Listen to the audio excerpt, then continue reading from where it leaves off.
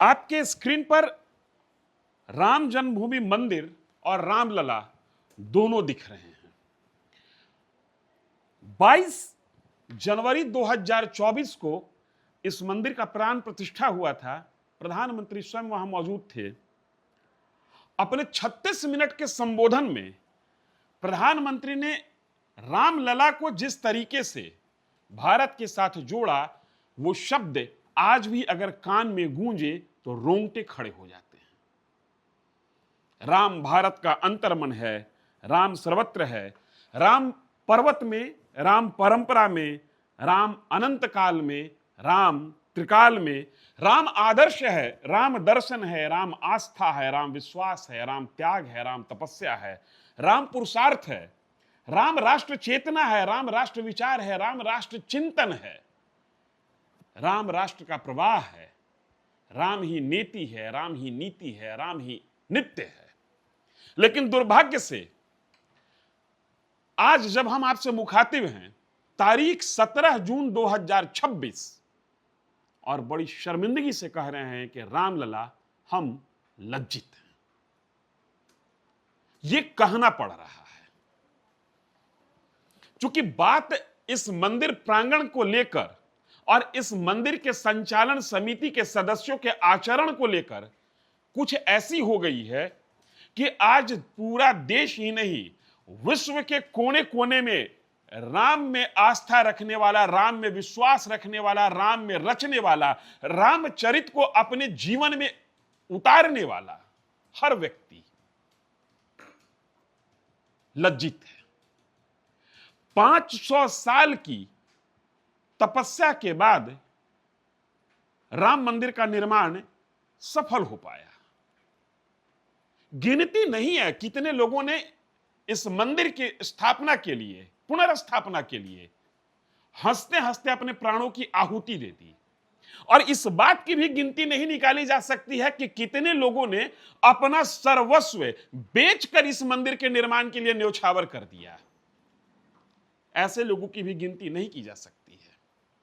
और ऐसे त्यागियों की भी गिनती नहीं की जा सकती है जिसने राम मंदिर निर्माण के लिए अपना संपूर्ण त्याग कर दिया और उसके परिवार वाले उस त्याग का लाभ लेने के लिए भी सामने आए हो। ऐसा व्यक्ति नहीं मिलता। लेकिन दुर्भाग्य यह है कि मंदिर के सुचारू संचालन के 2.5 साल बीतते बीतते 5 करोड़ से मामला शुरू हुआ और तकरीबन 200 करोड़ रुपए का चोरी का आरोप लग रहा है मंदिर के संचालकों के ऊपर। 6 लोगों की गिरफ्तारी हुई है। हम दावा नहीं कर रहे हैं कि ये चोर हैं, लेकिन जो बातें निकल कर आ रही है उससे इतना तो जरूर कहा जा सकता है कि मंदिर के जो संचालक हैं, जो प्रमुख की भूमिका में हैं, उनका आचरण संदिग्ध है। कुल 15 ट्रस्टी हैं राम जन्मभूमि तीर्थ क्षेत्र ट्रस्ट के। अध्यक्ष हैं महंत नृत्य गोपाल दास महाराज जी, बीमार रहते हैं। पूरी की पूरी मंदिर की सत्ता चंपत राय बंसल के हाथ में है। यह आज से नहीं है, साल 2000 में भी एक बार चोरी का आरोप लगा था और चंपत राय पर ही आरोप लगा था। लेकिन चंपत राय पर देश के लोगों ने विश्वास रखा, विश्वास जताया, प्रधानमंत्री ने विश्वास जताया। लेकिन आज हर किसी का विश्वास चंपत राय बंसल पर से हिल रहा है। उसके कुछ पुख्ता लिंक जुड़ते हैं आपस में। साल 2000 में संतोष दुबे नाम के एक संत महात्मा ट्रस्टी ने, जो उस राम मंदिर के निर्माण में उनकी छोटी बड़ी भूमिका थी, उन्होंने आरोप लगाया कि 2002 के आसपास में राम मंदिर के निर्माण के लिए जो ईंटें आई थी, उन ईंटों को बेच दिया गया। आप कह सकते हैं कि इन ईंटों में ऐसा क्या था? 125 करोड़ ईंटें मिट्टी की थी और तकरीबन इतनी ही ईंटें सोने चांदी के बने हुए थे। राम भक्तों ने श्रद्धा से अर्पित किया था। राम मंदिर के निर्माण में अपनी भूमिका गुप्त रूप से सुनिश्चित करना चाहते थे। लेकिन जो लोग गुप्त रूप से अपनी भूमिका सुनिश्चित करना चाहते थे, उनकी मंशा पर पानी फेरने का पहला आरोप लगा चंपत राय बंसल पर साल 2020-21 के आसपास में। लेकिन मामला आया गया हो गया। चंपत राय ने कहा कि ऐसी कोई बात नहीं है, संस्थान अपने कार्यों की ऑडिटिंग कराते रहती है, और लोगों ने विश्वास जताया। चूंकि हर किसी के मन में कामना यह थी कि इन चीजों में उलझना नहीं है, राम मंदिर का निर्माण जितना त्वरित गति से हो, रामलला उसमें स्थापित हो और हम अपने आराध्य को उस रूप में देख सकें जिस रूप में 500 साल पहले वहां पर विराजमान थे, जो भारत का मंद ही नहीं, भारत का गौरव गाथा है, भारत के सम्मान का शिखर है। उस शिखर को लोग बनते हुए देखना चाहते थे और बना हुआ देखना चाहते थे, लिहाजा उस समय बात आई गई हो गई। आज आरोप लगा है दान पेटी में से दान किए गए रुपयों की चोरी की। 7 जून को पहली बार समाजवादी पार्टी के लीडर, जो कि पूर्व में उत्तर प्रदेश के मंत्री रह चुके हैं, पवन पांडे ने 5 करोड़ रुपए की चोरी का आरोप लगाया। आरोप लगा था कि दान पेटी से रुपयों की चोरी होती है। उनका दावा था कि सीसीटीवी फुटेज चेक कर लिया जाए, प्रमाण मिल जाएगा। हालांकि किसी ने चेक किया या नहीं किया, यह बातें पब्लिक डोमेन में नहीं आई है। 9 जून को फिर इसमें बीजेपी के एक नेता हैं रजनीश सिंह, वो प्रधानमंत्री पत्र लिखते हैं, और 9 जून को ही नृपेंद्र मिश्र, जो कि मंदिर निर्माण समिति के अध्यक्ष हैं, उनकी अध्यक्षता में इसी चोरी के बाबत एक मीटिंग होती है। गौरतलब है कि नृपेंद्र मिश्र प्रधानमंत्री के भी बड़े करीबी रहे हैं। 10 जून को पीएमओ ने पूरे मामले पर रिपोर्ट मांगी, और रिपोर्ट मांगने में तो देरी लगा, लेकिन चंपत राय बंसल ने रिपोर्ट, या ये कहें कि आरोप को खारिज करने में रत्ती मात्र का भी समय गंवाना मुनासिब नहीं समझा। लोग कहते हैं कि अध्यक्ष भले नृत्य गोपाल दास जी हों, पूरी की पूरी सत्ता चंपत राय बंसल के हाथ में है, और दूसरा अगर वहां सबसे ताकतवर शख्स कोई है तो वो शख्स है अनिल मिश्रा।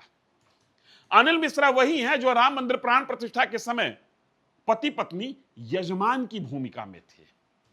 आपने देखा होगा उस समय यह कौतूहल का विषय था कि ये कौन व्यक्ति हैं जो कि यजमान की भूमिका में दिख रहे हैं। अब निकल कर आ रहा है कि ये अनिल मिश्रा थे।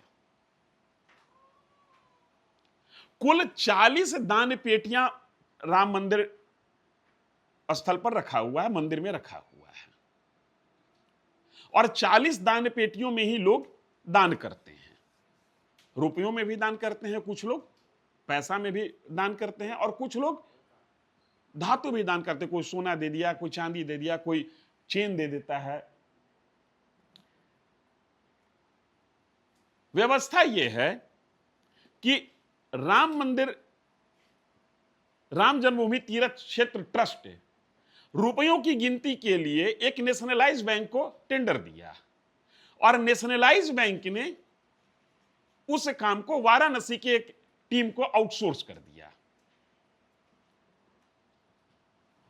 50 लोगों की टीम प्रतिदिन वहां बैठती है, रुपयों को गिनती है, जिसमें 24 लोग उस वाराणसी के आउटसोर्स कंपनी के सदस्य होते हैं, 12 लोग ट्रस्ट के सदस्य होते हैं, 14 लोग उस बैंक नेशनलाइज्ड बैंक के सदस्य होते हैं, और टीसीएस कंपनी के सदस्य होते हैं।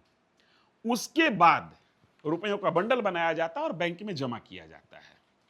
एसआईटी टीम का गठन हो चुका है 15 जून को, और एसआईटी को कहा गया है कि 7 दिन के अंदर में प्राइमरी रिपोर्ट दें और 15 दिन के अंदर में पूरी की पूरी रिपोर्ट सौंप दें। एसआईटी ने जो वहां पर जांच किया, उस जांच में एसआईटी का प्रथम दृष्टया आकलन यह है कि एक बार दान पेटी में जो रकम चली गई, जो चीज चला गया, उसको निकाला नहीं जा सकता है जब तक दान पेटी खुले नहीं। और दान पेटी खुलता है सीसीटीवी फुटेज के निगरानी में। उसके अलावा ये 50 लोग होते हैं। अभी तक कुल 6 लोग संदिग्ध माने गए हैं, और कुछ लोगों की गिरफ्तारी हुई है। जिनकी गिरफ्तारी नहीं हुई है और जिनकी गिरफ्तारी हुई है उसका नाम क्लियर नहीं है, लेकिन जो संदिग्ध माने गए हैं उनका नाम मैं आपको बता रहा हूं। अनुकल्प मिश्र, लव कुश मिश्र के घर से 10 लाख रुपया कैश पकड़ाया है। और गौरतलब है कि दान कैश में ही हो रहा है, बाकी वहां पर डिमांड ड्राफ्ट के तहत जरिए भी दान करने की व्यवस्था मौजूद है, लेकिन चोरी कैश वाले से हुई है। राजेश पाठक, टिन्नू यादव उर्फ रामशंकर यादव या रामशंकर यादव उर्फ टिन्नू यादव, डीके तिवारी और मनीष यादव। मुख्य आरोप लवकुश मिश्र और टिन्नू यादव पर लग रहा है। टिन्नू यादव वो शख्स है जो अयोध्या का निवासी है, आज के 20-25 साल पहले ऑटो चलाता था, किसी तरीके से चंपत राय बंसल के संपर्क में आया और आज अयोध्या में करोड़ नहीं करोड़ों की संपत्ति का ये मालिक है। और इसकी हैसियत यह है कि इसको वीआईपी गेट से राम मंदिर में डेली एंट्री दी जाती थी। और इसकी हैसियत का अंदाजा आप इससे लगाइए कि यह व्यक्ति जब रुपयों की गिनती होती है तो वहां पर यह मौजूद रहता है। और इसकी हैसियत का अंदाजा आप इससे भी लगाइए कि साल 2020-21 में जब रुपए चोरी के आरोप लगे थे, उस समय भी दान में मिली हुई चीजों की चोरी का आरोप लगा था। यह शख्स अपनी रसूख का इस्तेमाल करके कहते हैं कि 6 महीने का सीसीटीवी फुटेज ही डिलीट करवा दिया। बावजूद इसकी एंट्री अयोध्या राम मंदिर में रोक दी गई थी 8 महीने के लिए। बावजूद इसके ये चंपत राय बंसल का नजदीकी बना रहा। चंपत राय बंसल की मेहरबानी इस पर बनी रही और अभी तक इस पूरे प्रकरण पर अगर किसी की चुप्पी सबसे ज्यादा चौंका रही है तो वो चंपत राय बंसल है। ध्यान रहे कि चंपत राय बंसल धर्मपीठ पर बैठा हुआ शख्स नहीं है, यह मैनेजमेंट का आदमी है। मैं ये बात इसलिए कह रहा हूं कि कई लोग ऐसा कह सकते हैं कि आप धर्मपीठ के बैठे हुए व्यक्ति पर बिना पुख्ता प्रमाण लिए हुए आरोप लगा रहे हैं। यह धर्म का व्यक्ति नहीं है, यह मैनेजमेंट का आदमी है।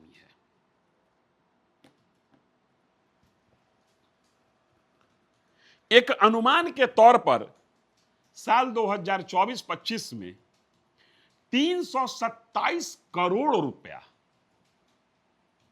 रामलला के भक्तों ने रामलला के श्री चरण में अर्पित किए। और यह रकम अगर दिन के हिसाब से देखा जाए तो 42 लाख के आसपास का होता है।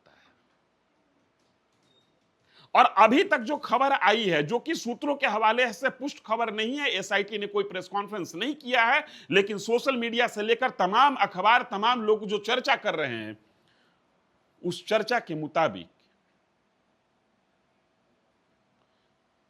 सबसे ज्यादा जब जो चोरी हुई है रकम, वो महाकुंभ के दौरान हुई है। महाकुंभ जब प्रयागराज में लगा था। और गौरतलब है कि जब प्रयागराज में महाकुंभ लगा था तो जिन लोगों को याद होगा वो थोड़ा सा अपने स्मरण पर जोड़ देंगे, अपने स्मृति पर जोड़ देंगे, तो प्रयाग के बाद सबसे ज्यादा भीड़ अयोध्या जा रही थी। भक्त अपने आराध्य के दर्शन करते, अपनी क्षमता के हिसाब से आराध्य के श्री चरण में कुछ अर्पित करते, ये मानते हुए कि प्रभु तुमसे पाया हूं, तुम्ही को दे रहा हूं, मेरा इसमें कुछ नहीं है। लेकिन जिन नामों की चर्चा हो रही है, इन नामों ने अपना अपना शेयर उसमें फिक्स कर लिया। ये जो टिन्नू यादव हैं, जिनकी आर्थिक उड़ान को देखकर आप आश्चर्यचकित रह जाएंगे। हम बहुत पीछे नहीं जा रहे हैं, तकरीबन साल 1.5 साल की चर्चा अगर कर लें तो पिछले 16 महीने में ऐसा कहा जा रहा है कि 23 प्लॉट इन्होंने खरीदा है और 70 रूम का एक हॉस्टल बनाया है अयोध्या तीर्थ क्षेत्र के अंदर में। और अयोध्या से सटा हुआ एक इलाका है कलबलिया, जहां पर 46 डिसमिल जमीन इन्होंने अपने साले के नाम पर ली है, ऐसा आरोप इनके ऊपर लग रहा है। और ये वो शख्स हैं जो आज के 20 साल पहले अयोध्या में ऑटो चलाकर अपना जीवन यापन करते थे। ये वो शख्स हैं जिन पर आरोप आज के 5 साल पहले भी लगा, लेकिन चंपत राय बंसल ने इनको क्लीन चिट दिया। ये वो शख्स हैं जिनके बारे में कहा जाता है कि चंपत राय बंसल और अनिल मिश्रा के बाद अगर जो अयोध्या राम मंदिर के अंदर किसकी सबसे अधिक तूती बोलती थी, तो वो टिन्नू यादव या रामशंकर यादव या टिन्नू यादव या रामशंकर यादव, एक ही सिक्के के दो पहलू हैं। ये दुर्भाग्य की बात है कि जिस मंदिर के निर्माण के लिए 500 साल तक के कानूनी और खूनी दोनों तरह की लड़ाई लड़ी गई, उस मंदिर के निर्माण के मात्र 2.5 साल बाद ही कर्ता धर्ताओं ने एक ऐसा दाग लगा दिया, जो दाग मैं तो राम लला का नहीं कह सकता हूं, लेकिन राम लला के धवल वस्त्र पर एक ऐसा दाग है जो छुपाया भी नहीं जा सकता और दिखाया भी नहीं जा सकता, क्योंकि दाग अपनों ने लगाया है। हम इस खबर को लेना ही नहीं चाहते थे, डर लगता था। यह सिस्टम की कमजोरी नहीं, यह हमारी कमजोरी है। यह कमजोरी है उन शख्सों की जिस पर एक बार आरोप लगा, बावजूद उसको क्लीन चिट देते चले गए, और आज नासूर घाव इस कदर बन गया कि अब ऑपरेशन के सिवा कोई उपाय दिखता नहीं है।